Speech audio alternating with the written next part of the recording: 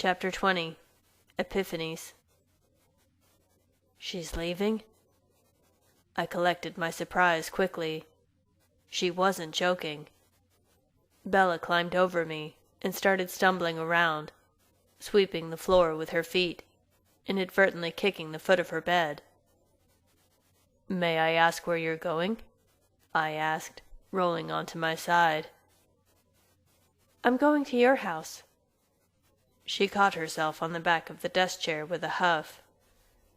Wincing when she kicked her trash can, I retrieved the objects of her search from in front of her closet. "Here are your shoes." Rather than dwell on what she hoped to find at my house, I worked on dissuading her from going. "How do you plan to get there?" "My truck?" That would probably wake Charlie. I wondered how fast he could load his gun in the dark. "I know," she said with a sigh. "But honestly, I'll probably be grounded for weeks as it is. How much more trouble can I get in?" "None. He'll blame me, not you." The flash of guilt that wrinkled her forehead brought a smile to my lips. Maybe she'll give up. "If you have a better idea, I'm all ears."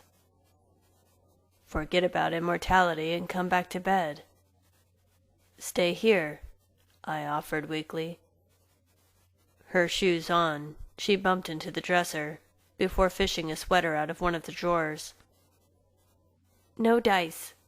But you go ahead and make yourself at home." One side of her mouth rose. Was she teasing me? I returned the favor, putting my body between her and the door. She bumped against my chest, a moth running into a brick wall.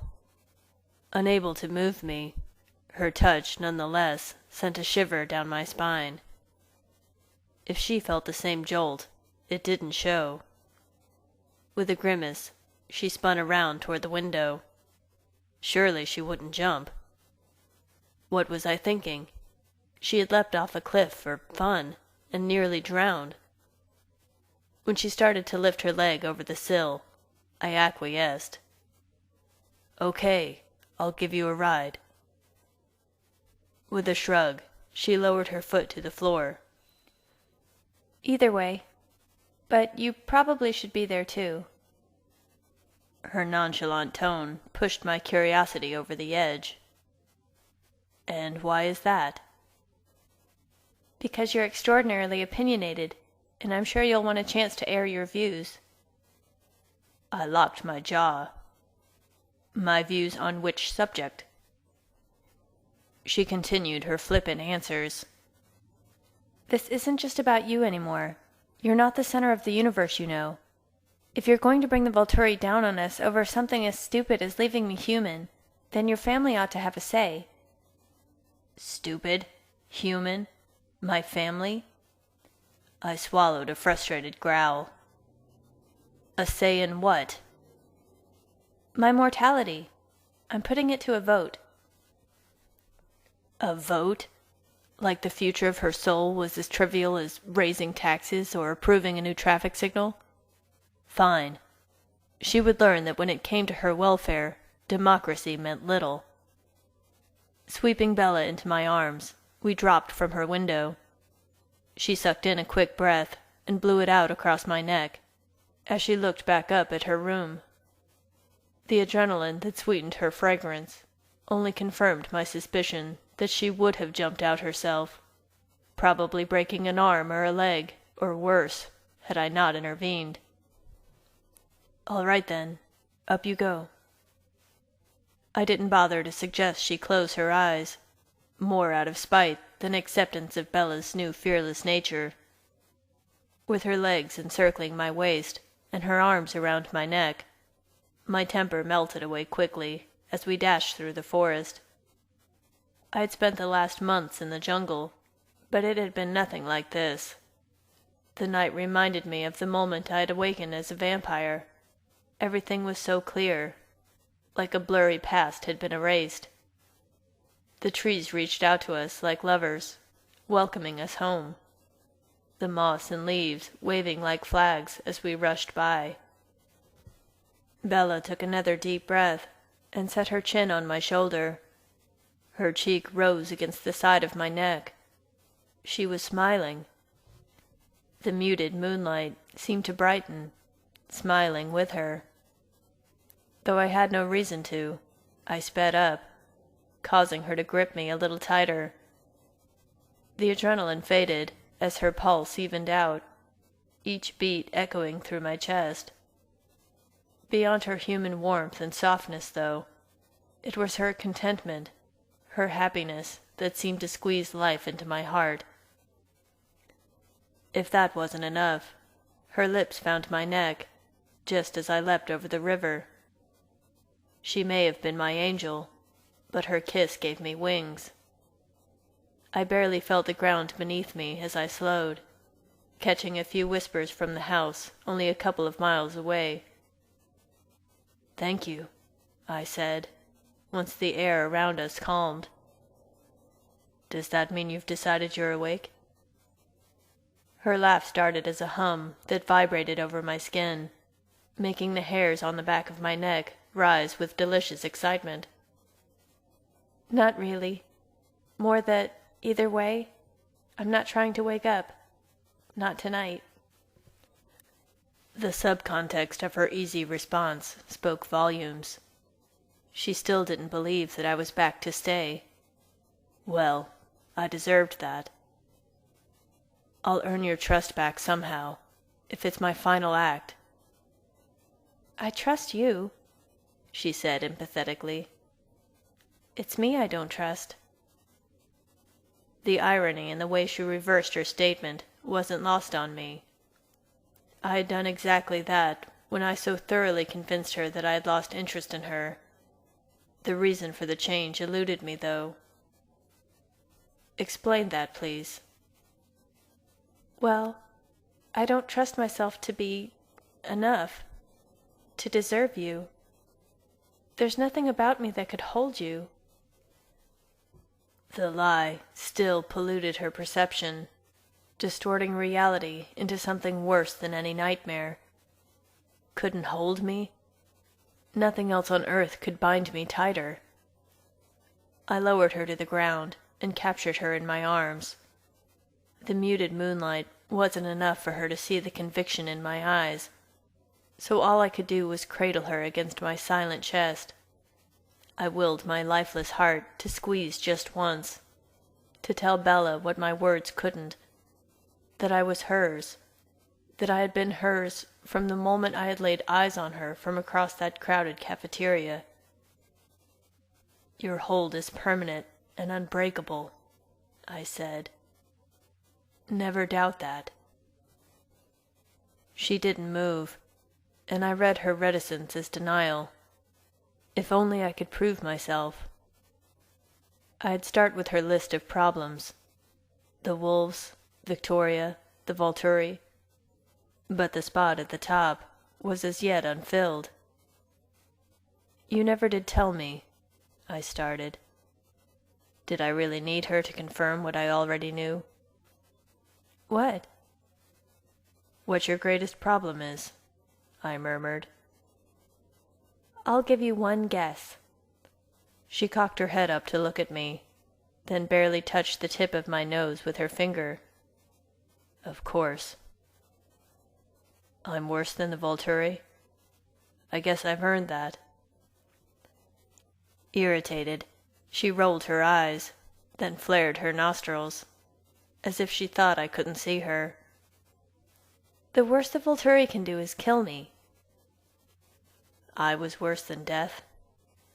My stomach settled somewhere near my knees. She inspected my face. "You can leave me. The Volturi, Victoria." She named the dangers patiently, without a hint of dread. "They're nothing compared to that." In her fathomless, honest eyes was a shimmer, a fracture, just a hint of the scar that ran deeper than any cut, piercing her perfect soul. I'd permanently maimed her, and her succinct statement Proof that she didn't put me above doing it again.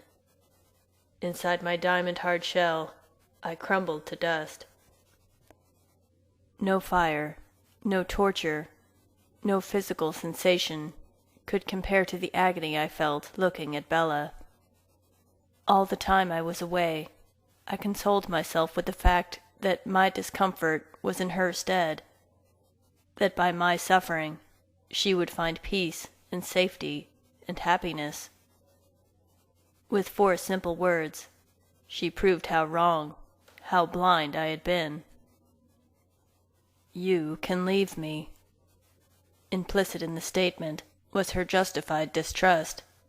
Not, you did leave me, but you can leave me, completely neglecting the fact that I had already inflicted such evil upon her. She believed I'd be willing, let alone able, to tear myself from her again. Her well-deserved lack of faith seared me to the core.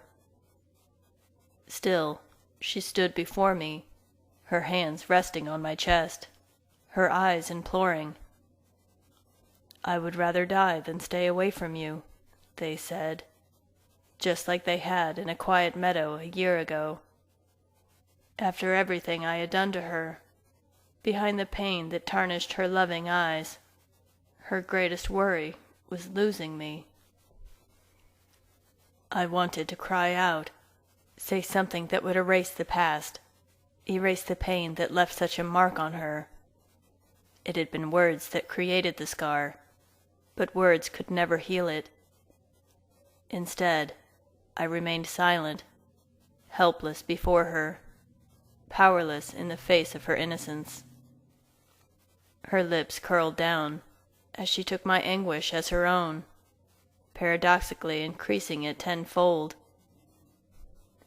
"Don't," she breathed, stroking my jaw. "Don't be sad." I couldn't let her take any more on herself. If there was only some way I could make you see that I can't leave you. Her hand slid down my neck, stroking my useless jugular. Time, I suppose, will be the way to convince you. A careful half-smile crossed her smooth lips. Okay. Okay, just like that. No rebuke, no complaints, not even a grimace. Whether she believed I would stay or not, she didn't care. Putting her heart back in my care, without even a second thought. She was willing, almost eager, to suffer even more at my hand, if only to be with me. Though I rejoiced at her completely unreasonable trust in me, I knew she was right to think I'd cause her pain in the future. What would it be next time? More physical injury? A therapy-inducing emotional blow or two? Maybe something spiritual. But I refused to consider what other ways I could damage her soul. Bella caught the side of her mouth between her teeth, then purposefully relaxed her face. "So, since you're staying, can I have my stuff back?" she asked lightly. Recognizing her distraction, I managed to chuckle, before confessing yet another transgression. "Your things were never gone. I knew it was wrong, since I promised you peace without reminders." Her eyes widened. "It was stupid and childish, but I wanted to leave something of myself with you. The CD, the pictures, the tickets. They're all under your floorboards." "Really?" It was Christmas in March, by the excitement on her face. Of all the things I could give her, the return of her own possessions thrilled her the most. Her eyes sparkled in the dim light, making it hard to wallow in misery. I'm not sure, but I wonder," she said, suddenly pensive. "I think maybe I knew it the whole time." "What did you know?" She spoke slowly, like she was reading words that were just now being revealed to her. Some part of me, my subconscious maybe, never stopped believing that you still cared whether I lived or died. I indulged in the thought that our lives could return to something resembling normal. Then her head tilted to the right.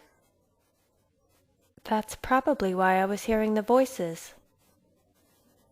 I wondered what more harm I could inflict on Bella, but I hadn't realized the sum total of the damage I had already caused.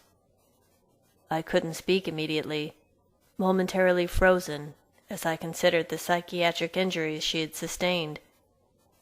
She still hadn't admitted her suicide attempt, but my suspicions gained strength. "Voices?" I asked, unable to articulate anything else. Well, just one voice. Yours. With a guilty look, she played with the tip of my collar. It's a long story, she said casually. I've got time. I had nothing but time. It's pretty pathetic. Her hand stilled, and she glanced guiltily up at me. I contemplated flying in a private therapist while I waited for her explanation. Carlyle would know who to contact. She sighed. Do you remember what Alice said about extreme sports? You jumped off a cliff for fun, or so she claimed. A swallow. Right. And before that, with the motorcycle. Motorcycle? I choked. I guess I didn't tell Alice about that part. Again, she stunned me into speechlessness. No. As if it wasn't enough that every type of supernatural menace managed to find its way to Bella's doorstep, she found even more ways to put herself in harm's way. Exactly how many times had she tried to end her life? Well, about that. See, I found that when I was doing something dangerous or stupid. She took a deep breath. When she spoke again, the words flowed like a river. I could remember you more clearly. I could remember how your voice sounded when you were angry. I could hear it, like you were standing right there next to me. Mostly I tried not to think about you, but this didn't hurt so much. It was like you were protecting me again, like you didn't want me to be hurt. She took a gulp of air and continued, shrugging like she was admitting to something as innocuous as plagiarizing homework. Apparently, I wasn't the only one who had lied that awful day. And, well, I wondered if the reason I could hear you so clearly was because, underneath it all, I always knew that you hadn't stopped loving me. Finished, a peaceful contemplation filled her face. I could barely see it. While I had been trapped with her in my mind, unable to escape her voice, her ghostly image, she had been trying to revive memories of me by doing what? You were risking your life to hear? She waved a hand between us, silencing me. Shh, hold on a second. I think I'm having an epiphany here. For 30 agonizing seconds, she remained silent before her mouth fell open. Oh. Bella? If she had put herself in danger while I was gone, what would she do now that I was back? Oh, okay, I see. A placid expression filled her face, but she didn't speak again. What could she have possibly discerned? Your epiphany? I asked, not sure I wanted to know. You love me. Bella's eyes rounded with her words, pulling me from my worry.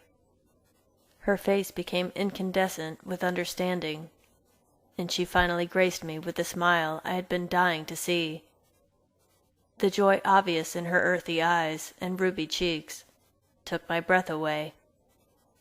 I had told her so many times before that I had loved her, but she never truly comprehended, blinded by a twisted sense of unworthiness. Now she knew, and an invisible wall disintegrated between us. "Truly, I do," I replied with a smile. All along I had known that I wasn't enough for her, that I was the one who was unworthy, not seeing that she had felt equally undeserving. With those 3 words, she finally understood that she was my life. Every breath, every thought, every second of my existence was only for her. And the way she said the word love was with reverence, an awe that told me that she no longer questioned that I lived only for her. Bella's eyes glistened in the moonlight, and her lips trembled from the force of her revelation. She didn't need to speak. The love, the pure wonder, radiated out of her like shock waves, washing me in euphoria. She had known that I had never stopped loving her. The truth had been hidden, but it had survived, somewhere deep inside her. The world around us disappeared, and I took her luminous face in my hands. My fingers tingled as the emotion passed between us with invisible sparks. Her lips met mine confidently.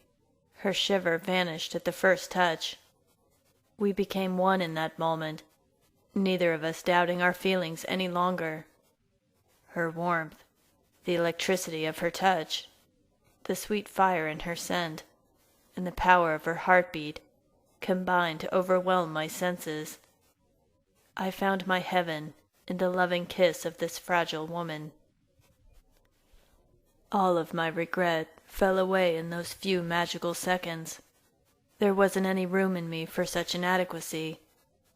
She responded in kind, and I finally understood that it wasn't a teenage crush or overreacting hormones that drove her exuberance. Her human devotion to me was just as strong as mine was for her. Stronger, if I was truthful. She had managed to keep me in her heart all this time, but also loved so many others, especially her father. She didn't desert her family as I had, but had done what she could to love him as well. The depth of her compassion was immeasurable. I may not have deserved her, but she was mine. Her heart raced in my grasp, just as mine would have, were it possible. We would share her heart, and I would savor every beat. Reluctantly, I released her lips as she wobbled in my arms. The strength of her love left me breathless, and as I rested my head on hers, I drank in her scent, her flavor, her gusto. "You love me," the words repeated in my head, and her empathy took hold of me. I'd arrogantly thought she was incapable of understanding how deeply I adored her, but her words illustrated how wrong I'd been. She understood so much better than I did, and she always had. Bella had trusted me from the beginning, implicitly knowing that the burn, the incredible thirst I had for her, couldn't control me. I had attributed the fire solely to that thirst, to that physical need I felt for her blood, and not for what it really was, pure, unadulterated desire. It was as if I had been ripped out of a vat of ice water and thrown into a hot tub that first day. My instincts reacted in the only way they knew how, unable to process how completely the delicate girl sitting next to me could fulfill every one of my needs, not just sustenance. And yet I must have recognized the difference somehow. What else could explain how I spared her life that first terrible day? Until this moment, I had only acknowledged the painful edge of the burn, ignoring the life-giving warmth the fire provided. Bella must have felt the edge too, developing an inconceivable worry that I couldn't possibly love her the way she loved me. Was that what fueled her passionate overreaction whenever we kissed? Was she feeling the searing heat too? It was those fevered moments that I had felt the fire somewhere other than my throat. Now I understood, and the blaze in my throat expanded, engulfing me completely in her loving aura. The thirst was still present, but the pain disappeared, as the rest of my desire was satisfied. She was mine, and always had been. Blinded by confusion, I'd fought against the one thing that could save me. No longer would I resist, and took another deep breath, embracing the heat, finally letting the fervor, her passion, her love, overwhelm me. I'd been so lost without her. "You were better at it than I was, you know," I whispered hoarsely, my forehead touching hers. "Better at what?" "Surviving." Her face relaxed, hearing comprehension in my voice. "You at least made an effort. You got up in the morning, tried to be normal for Charlie, followed the pattern of your life. When I wasn't actively tracking, I was totally useless. I couldn't be around my family. I couldn't be around anyone. I'm embarrassed to admit that I more or less curled up into a ball and let the misery have me. No, it wasn't misery I gave myself over to. It was her. Closing myself off from the world, I had locked myself in my mind, with her. We weren't so different, I realized. Though she had taken a different, dangerous, nearly fatal path, I could relate, a little, to her need for extreme sports. We had both found sanctuary in imagined versions of each other. It was much more pathetic than hearing voices. And, of course, you know I do that too. I gazed down at her, devouring the love she poured over me, recognizing that she hadn't forgiven me. She had never blamed me.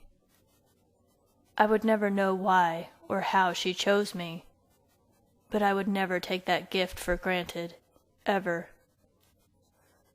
She smiled, laughter dancing around her eyes. "I only heard one voice," she said, playfully poking my shirt. I tucked her against my side with a chuckle and led her through the trees. She wrapped her arms around my waist, walking in step as we approached the clearing. I could see that Emmett had already started work on the yard. The grass was fragrant from its recent mowing. Redneck jokes abounded in my mind, something I'd enjoy needling him with later. The house was alive, as it was every night, though dark. Carlyle was in his office, preparing a request for applications to fill the vacant surgical residency at the hospital. Across from him, curled up on the couch, was Esme, singing to herself while sketching a small building, a cottage of some sort. Carlyle stopped to listen, marveling at her beauty, just like he had the day he found her, broken and near death. When he rose, she stopped singing. I turned my attention to the living room. Jasper was sprawled across the sofa, watching Emmett wield a huge flat-screen TV. He had removed the old, smaller TV, and was now attempting to affix the new model to the wall. "Alice told you not to get that out till tomorrow," Jasper warned. "Bah," he snorted. "She saw Bella drown, too." I ground my teeth together briefly. Emmett could joke about anything, the tactless oaf. "After all the trouble it took to get the TV shipped here instead of New York, I want to be able to watch it. Besides, West Virginia's playing tomorrow. I can't miss that." How many times will it take for him to believe her?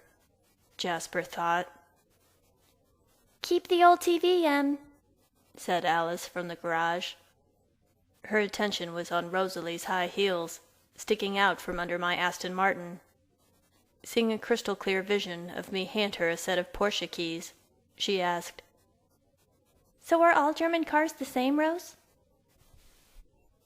Bella grabbed a handful of my shirt, trying to steady herself as we walked through the grass. She couldn't hear Rosalie's snicker in response to Alice's inquiry, nor Emmett's irreverent translation of the Korean installation instructions. The intense revelations of our conversation had distracted me from the purpose of our visit, but it returned with vengeance as I looked upon the home I had abandoned months ago. "I'm only humoring you with this," I said. She squinted toward where I motioned, trying to make out the house. "It doesn't matter in the slightest what they say. Wrong or right, Bella's welfare was my responsibility. Everyone in my family understood that. Carlyle had made his views clear before I'd left. "You're going to have to work this out with him," he had told her. "Until Bella and I decided she was to suffer immortality, she would remain human." "This affects them now, too," she said, undeterred. I shrugged, letting her have her moment. Carlyle would explain, better than I ever could. Maybe so well that she would finally give up this twisted goal. "They're almost here," Alice sang out as Emmett made the final connection. He grabbed the empty crate and took it out back. Rather than wait for us to cross the driveway, Jasper joined my sister in the garage. "Still no hints as to why Bella's dragging him over here?" Alice shook her head. "Nope. Not for you either, Edward." The worst of all mental tortures began as she pictured a room full of dolls, all singing, "It's a world of laughter, a world of tears." The family room was empty when I invited Bella in and turned on the lights.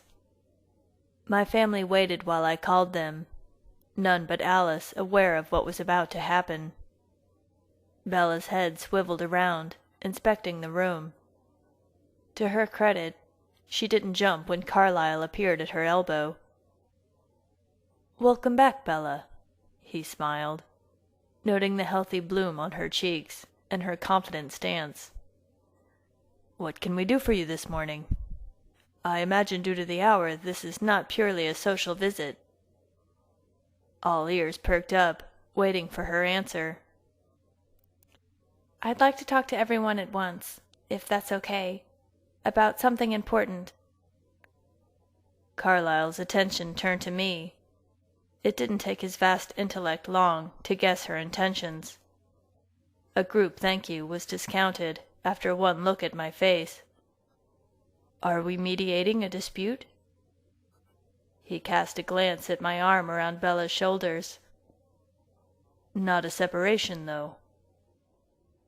I didn't give him any more information, leaving Bella to her own illogical undoing.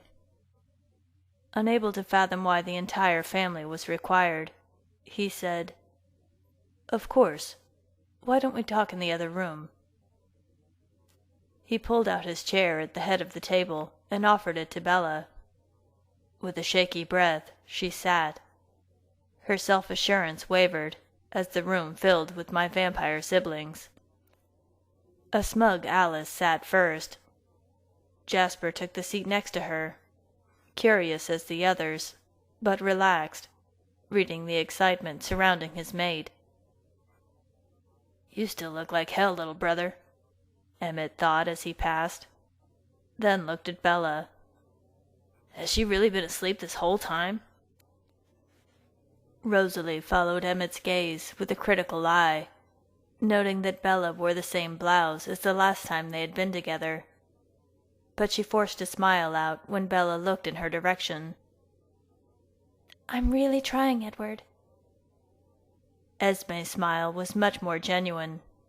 She looked around the table, seeing 4 perfectly matched couples. "Our family is complete."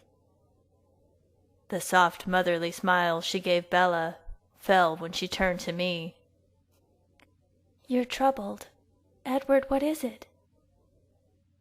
Carlyle patted her knee under the table, then nodded to Bella. "The floor is yours." Bella's pink cheeks darkened to a dusty rose as she shifted nervously. I took her hand, unable to bear seeing her in the slightest discomfort. Jasper was the first to guess the purpose of our meeting correctly. She wants something you won't give her, doesn't she? He sampled her emotions, picking up a deep-seated resolve under a thin veil of nerves. That leaves only two possible subjects: transformation or sex. He caught my grimace and chuckled internally. This should be quite interesting. Ignoring the intense irritation pouring off me, he sent a wave of encouraging calm toward Bella.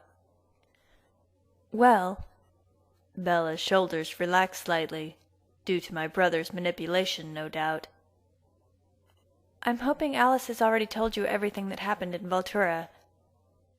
A chorus of yes rang through Alice's mind, disrupting the singing automatons.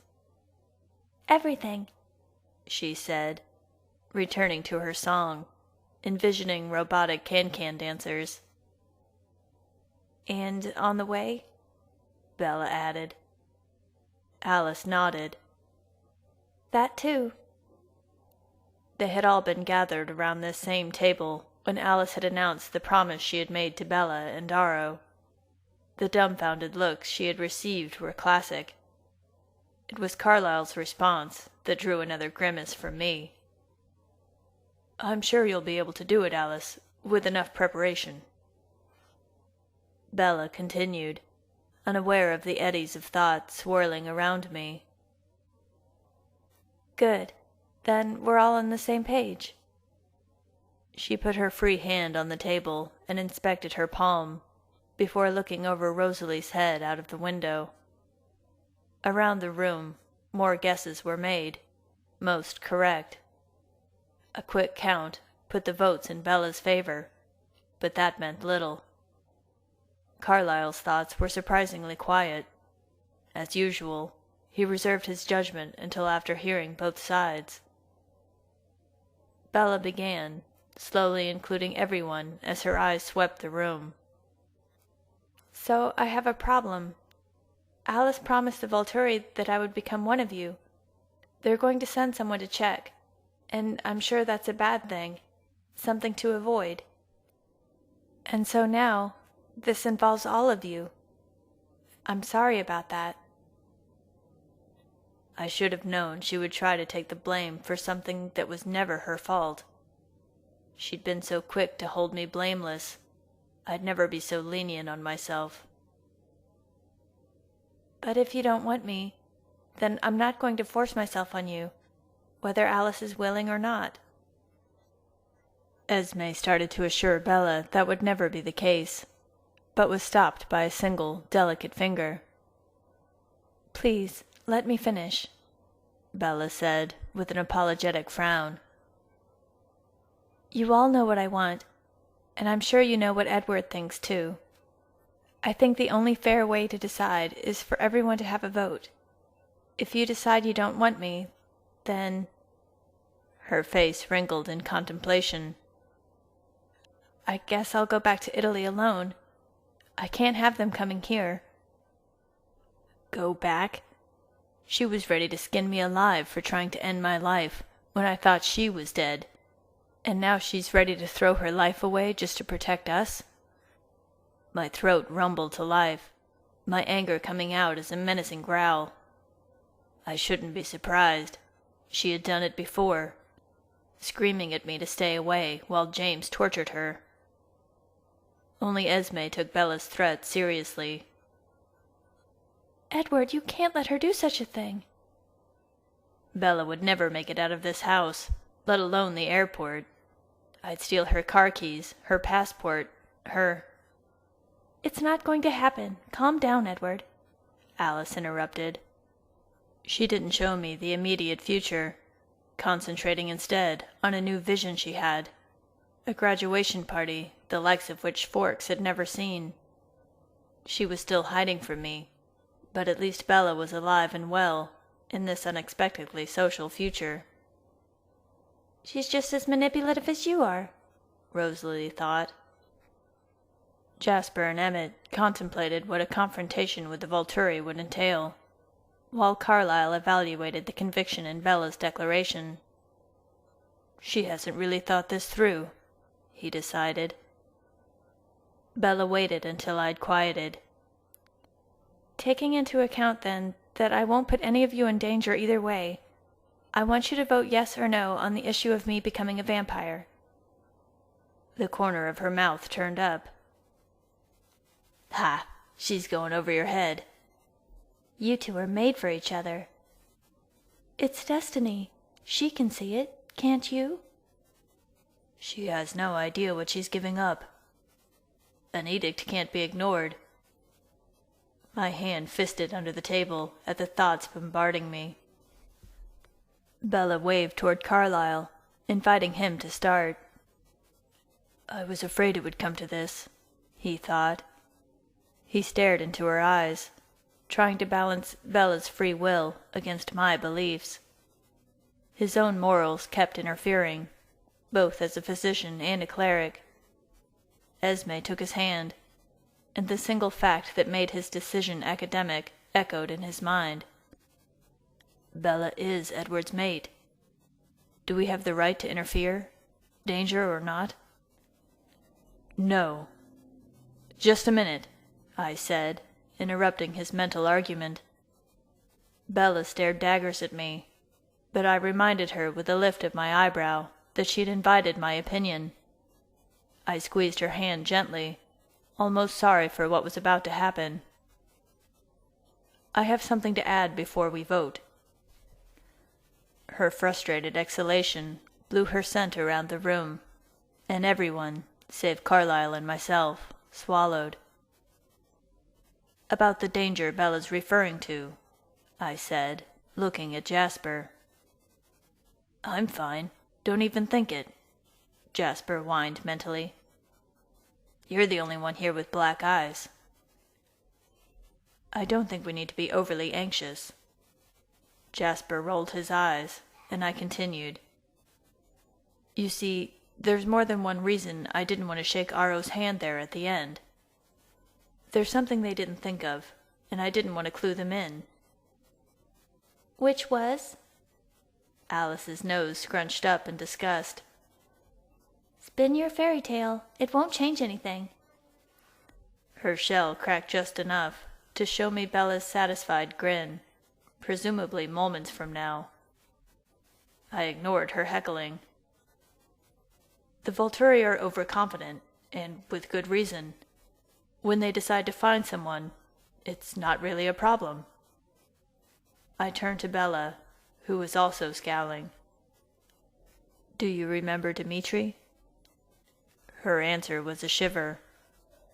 As I explained how Dimitri's talent was the key to the Volturi's threat, her lips thinned and whitened. "But after Aro's little experiments, well," I let her draw the only possible conclusion. "You think they won't be able to find me?" She wasn't pleased, but the fear had dissipated. A mental murmur rippled around the room as new opinions revealed themselves to my siblings. The tide was turning in my favor. I fought back a smile. "I'm sure of it. He relies totally on that other sense. When it doesn't work with you, they'll all be blind." "To her," Jasper countered. Bella echoed his skepticism. "And how does that solve anything?" "Quite obviously. Alice will be able to tell when they're planning a visit, and I'll hide you." To Jasper, "They'll be helpless. It will be like looking for a piece of straw in a haystack. We can pick them off one by one if need be." Emmett may as well have read my mind. His devious grin mirrored mine. Jasper analyzed the tactical soundness of my plan. "There's still a flaw." "But they can find you," Bella sneered. "Have I mentioned how much I like her?" Jasper added with a smirk. "And I can take care of myself," I said, answering them both. Jasper weighed my comment against the fact that Alice could also be tracked. You'd offer yourself as bait? I bobbed my head. With a guffaw, Emmett offered me his fist. When he finds you, we'll be waiting. Excellent plan, my brother. I smacked my knuckles against his, adding his vote to my tally. Not everyone was pleased with my plan, but Jasper's "nice" made more of an impression on Carlyle than Rosalie or Alice's negative comments. Bella's vocal "absolutely not" matched my mother's whispered admonishment of "boys." Carlyle was preparing to call the room to order when Bella raised her voice. All right, then. Edward has offered an alternative for you to consider. She paused, then looked at me. Let's vote. Do you want me to join your family?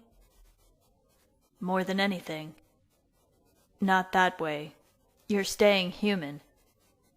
Her naked ring finger rested under my right thumb. Her only reaction was a stiff nod before moving on. Alice? Yes. No surprise.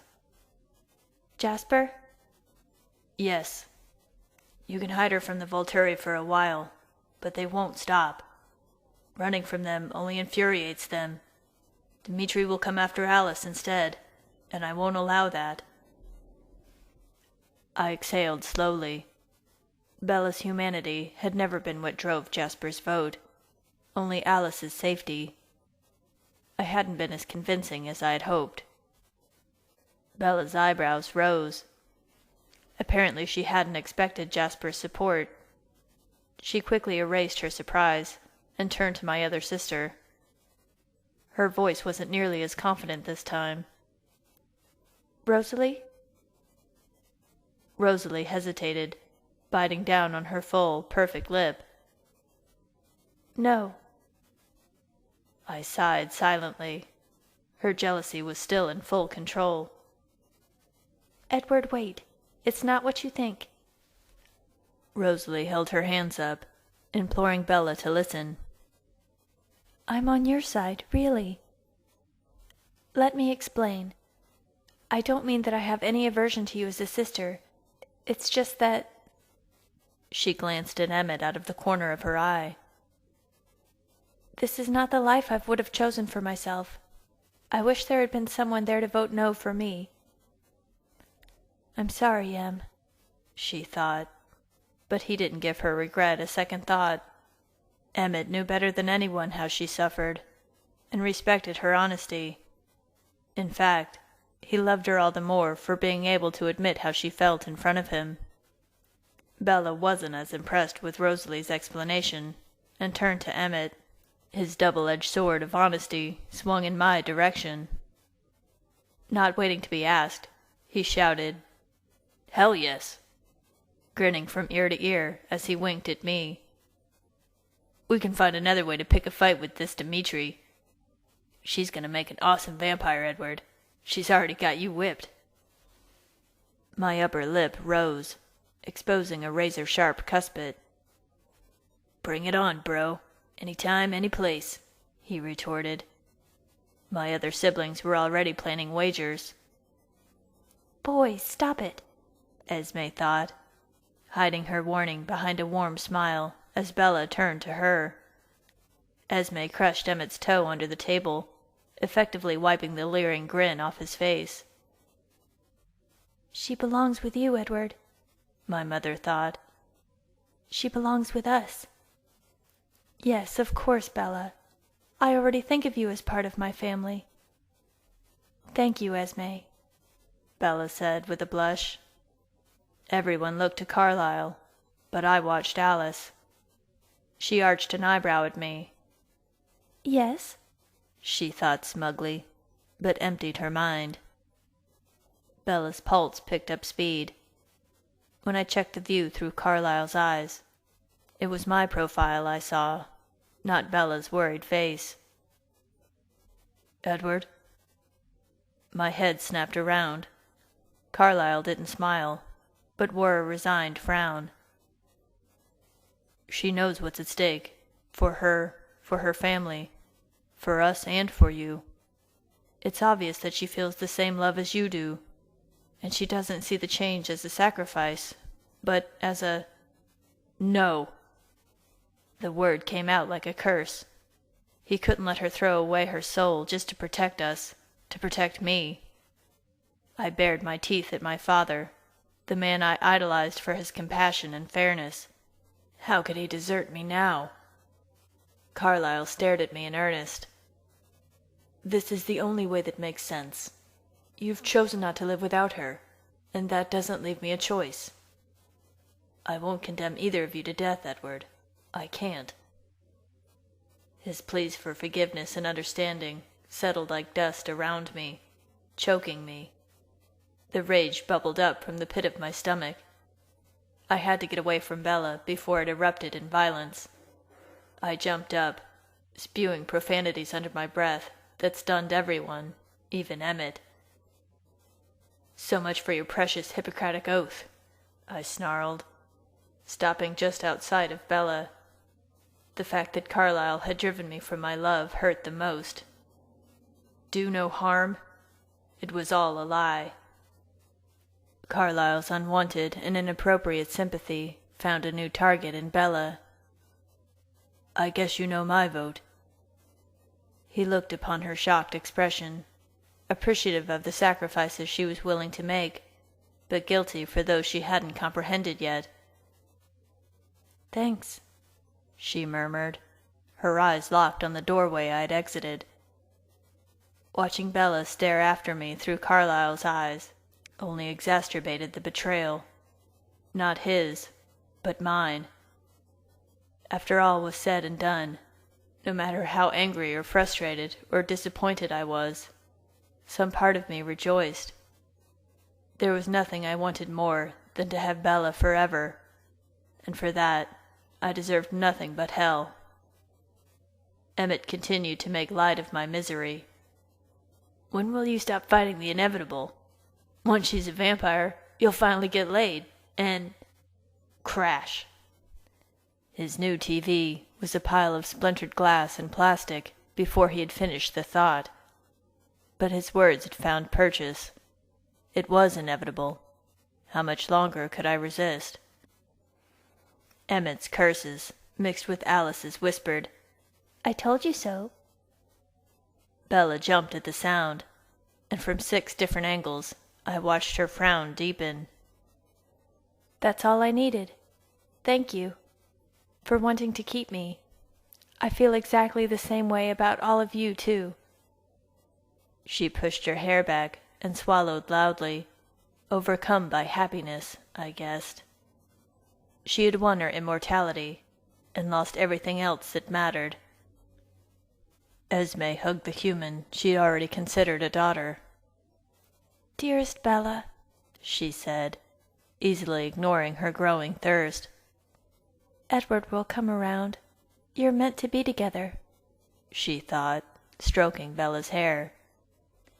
Such easy acceptance. Bella's humanity meant nothing to her, not to any of them, except for one. "I'm sorry, Edward. I tried to help." Rosalie stared at the polished wood, wondering if Bella would remember after her transition that Rose tried to stop her. "Thank you, Rosalie. I'm lucky to have you for a sister," I murmured. "You should be thanking me. This is the way things are meant to be," Alice chimed in. I stalked toward her computer, ready to send it to electronic oblivion, when Bella spoke. "Well, Alice, where do you want to do this?" Tonight? She had been planning to start the change tonight? I stormed back into the room, everyone else's shock echoing my own. "No, no, no!" I hovered over her, putting my body between her and anyone who would try to make good on her request. "Are you insane? Have you utterly lost your mind?" Behind me, Alice stroked her throat. "Tonight? I didn't see. She just got back. No, that can't be. I can't." The visions of Bella with crimson eyes and iridescent skin dissolved into cries of terror and images of gore. Blood on Alice's lips, empty brown eyes, vacant in death. No! Jasper slipped a protective arm around Alice, keeping his attention squarely on me. Bella glared up at me, covering her ears with her hands. No fear triggered in her expression, only determination. She wasn't about to give up on this idiotic notion. As soon as I could get enough control to pick her up without crushing her, I'd take her away. Seeing the horror in my sister's face, the gravity of the situation was lost on Emmett. "Didn't see that coming, did you, sis?" he grumbled to himself. Alice tried to redeem herself. Bella, I don't think I'm ready for that. I'll need to prepare. Besides, it isn't going to be me," she thought, remembering what she had shown Aro. Bella craned her neck to look Alice in the eye. "You promised." "I know, but seriously, Bella, I don't have any idea how not to kill you." Alice looked to Carlyle, silently begging for his help. "You can do it. I trust you." Bella refused to let her off the hook. The arm of the chair splintered in my fingers. "I can't, Edward. I won't. Not tonight. The outcome would be—" She didn't have to finish the thought, seeing a clear glimpse of Bella's bloody corpse. Other body parts littered the scene. There was no telling whose, only that they had bled red. Bella wouldn't be the only one to die. My fury came out as a wall-shaking roar. If she moved 1 millimeter toward Bella— The rest of my family watched in silence, their eyes darting between me, Bella, and Alice. Carlyle and Emmett were ready to intercede, though they weren't sure who they would need to contain, or how they'd separate me from Bella. Jasper tried his lethargy trick on me again, but it only succeeded in freezing me in place. "Calm down, Edward. You don't want to hurt Bella, do you?" My anger subsided slightly, for the moment. Bella shattered my fragile grip on control with a single word. "Carlyle?" "No, not now, not him." I roughly latched onto Bella's chin, forcing her to look at me.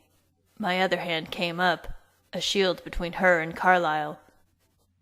"Edward, be careful," Esme said in a high-pitched hiss. Wisely, my father didn't move. "No harm will come to her, Edward, I promise." He had committed to his decision, though, and gave Bella exactly what she wanted. "I am able to do it. You would be in no danger of me losing control." He tried to assure me that his decision was based on love, but the image in Alice's head drowned out his placations. Carlyle lifting his head from Bella's throat and whispering, "Just breathe, Bella." She screamed in response, begging him to finish her. My stomach clenched so hard I barely resisted doubling over. The fact that my father, the man who swore he'd never turn another human, had agreed to infect my reason for existence with his poison was betrayal that left me nauseous. His assertion that it was because he loved me, because he loved her, was absurd. If he truly cared, he would let her live, help her to realize the error in her judgment. Unable to smile due to my grip on her face, Bella's eyes gleamed in victory. "Sounds good." My teeth crashed together. "I won't fight you, Edward, but it's her decision. When it's time, I'll help, both of you."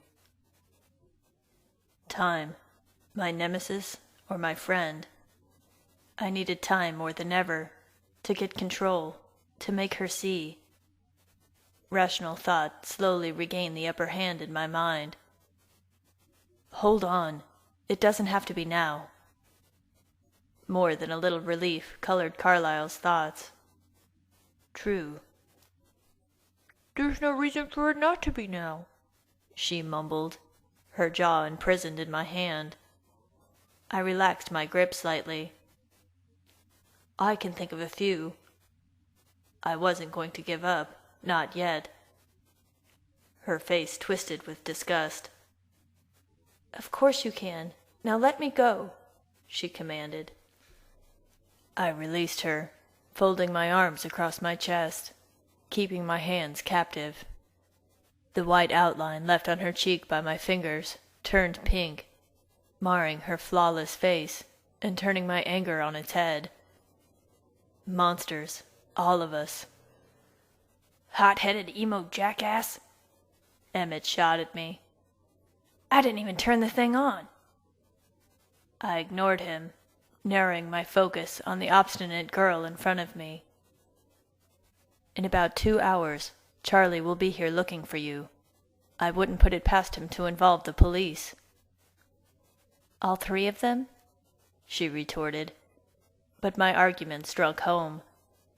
The mention of the FBI had put her into a frenzy last spring, and she looked down now, wringing her hands. Had Carlyle considered the consequences she had overlooked? Rosalie sighed. I knew I shouldn't have unpacked.